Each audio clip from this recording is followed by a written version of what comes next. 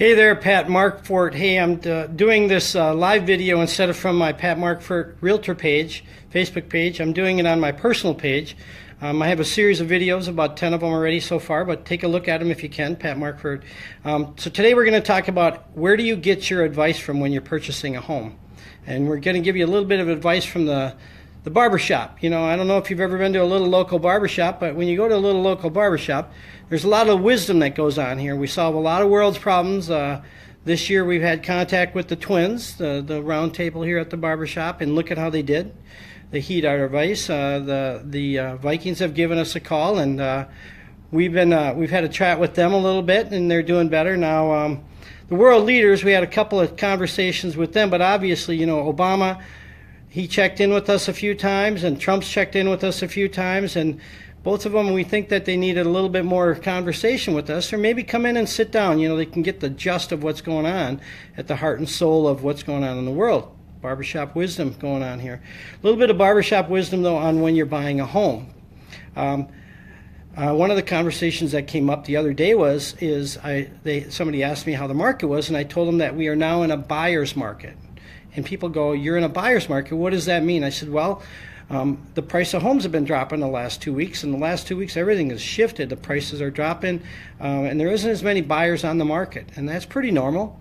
But this guy said to me, he goes, "Oh no, Pat," he says, "the price of houses are," he says, "no, when my houses in my neighborhood go on the market, they sell right away, within a day or two." He says, "It's not in a buyer's market."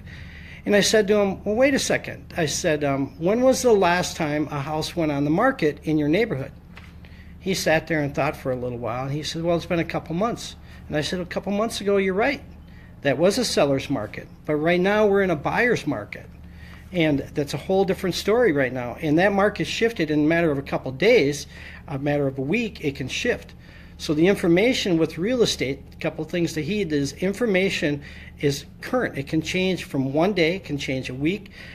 Within 2 weeks, the market can be completely different. Another example is let's say that you have two houses for sale on the same block, and they both sell, and then you decide to list your house. Now your house is worth more than when those two other houses were on the market.